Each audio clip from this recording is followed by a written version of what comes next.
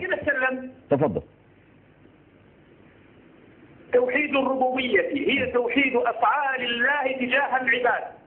كنت صغيرا علمونا على أن علي بن أبي طالب قاعد في باب الجنة ويدخل المحبين إلى الجنة ومبغضيه أي من أهل السنة إلى النار. هذا الكلام تعلمناه وصار عقيدة عندنا، لكن في القرآن الحمد لله رب العالمين الرحمن الرحيم مالك يوم الدين. مالك يوم الدين تعني أن الله يملك يوم الدين لا غيره، لا ولي لا ملك لا مقرب له. هذا توحيد الربوبية أي توحيد أفعال الله تجاه العباد. يجب أن يكون هذا كاملا عندكم. عندما تقرأ القرآن الآيات القرآنية كلها موجودة، تقرأ تتقوى، لكن هذا التوحيد ما فاد المشركين مشركين قريش. توحيد الربوبية الذي يفيد المسلم هو توحيد الألوهية أي توحيد أفعال العباد تجاه الله. وأفعال العباد تجاه الله هي صلاة صوم زكاة حج، ولكن هناك أفعال أخرى أفعال قلبية، التوكل على الله، الرجاء، الخوف من الله، المحبة لله. هذه الأفعال يجب أن تقدم من العبد إلى الله سبحانه وتعالى. إذا صرف أي شيء منها لغير الله وقع في الشرك. وهناك توحيد بالأسماء والصفات لا بد من معرفتها، يجب أن يتعلمها، أي أنه يجب أن يعرف أسماء الله وصفاتها ويعلم أن هذه الأسماء والصفات لا يشارك فيها مخلوق لأنه خالق وغيره مخلوق.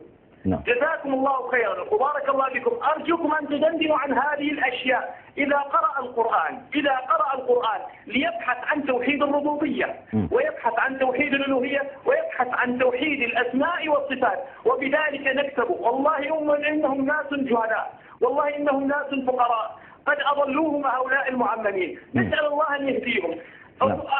أقول لكم كلمة صغيرة جدا سمعتها من إحدى القنوات على لسان أحد علمائهم يتناورون بينهم بمسألة هي ماذا تقول؟ تقول أن حوار بين المذيع وهذا الشيخ الذي يتكلم، وكم أرجو أن يتكلم معكم في التليفون أو يجي يجلس بهذا الكرسي حتى يجاوب. يتناورون في مسألة عظيمة جدا. ما هي؟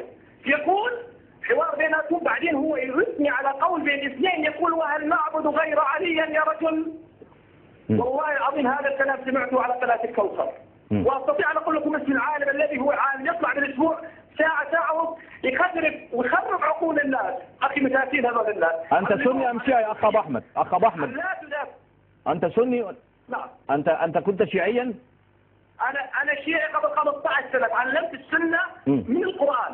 نعم. علمني الرجل بصرني بالحق، علمني كيف أقرأ القرآن، كيف أستنبط التوحيد من القرآن. وهذا التوحيد هو منهج الأنبياء من أول الأنبياء إلى آخر الأنبياء، وين اختلفت شرائعهم. نعم. طب أخ أبو أحمد يعني الكلام مع المعممين ضياع الوقت. جزاكم الله خيرا. طب لا خليك ابقى معنا أخ أبو أحمد. نعم. قل لي ماذا كنت تتعلم وأنت شيعي حول الإمامة؟ ما هي الأقوال؟ تفضل.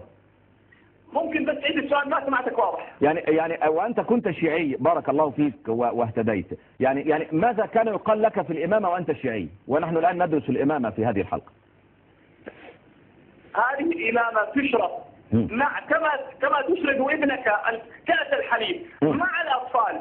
يكبر هو لابد هو أنه علي الولي وغير علي لا يوجد ولي، ويعلموهم سب الصحابة ويعلموهم سب أم المؤمنين عائشة. بعد أن الله هداني وفتح علي صار الصحابة إلي محبين إلى قلبي. يا أخواني يا الشيعة يا كل من يسمعنا في الأرض، ما فرق عقيدة التي طرحتها أنت الآن على عقيدة هي عقيدة علي بن أبي طالب. أنتم تسمونهم وهابية، والله إنهم ليسوا وهابية، إنها عقيدة علي بن أبي طالب والحسن والحسين. والله والله والله لأنها توحيد خالص خالص خالص. بارك الله فيك. هنا يا أخ أبو أحمد يا أبا أحمد الله يبارك فيك. أبا أحمد نعم. يعني أريد شهادة منك أمام الله، ونحن أهل السنة والجماعة علمنا الصدق ويحرم علينا الكذب غير مذهبهم. أريد منك شهادة حق ترسلها حتى لأهل السنة الذين يقولون أن شيعة اليوم أو الروافض اليوم ليسوا كروافض أمس، فهم يمجدون أم المؤمنين والصحابة ولا يرون القضية قضية إمامة. فهل هذا صحيح أم يخالف الواقع الذي تتعلمونه وأنتم شيعة؟ تفضل. يا شيخ الله يبارك فيك، بسرعة بس بمختصر عيد السؤالين، ما عاد اسمع واضح، ترى الاتصالات عندنا ضعيفة جدا. تفضل. أعيد السؤال. هل أمانة الله يبارك فيك.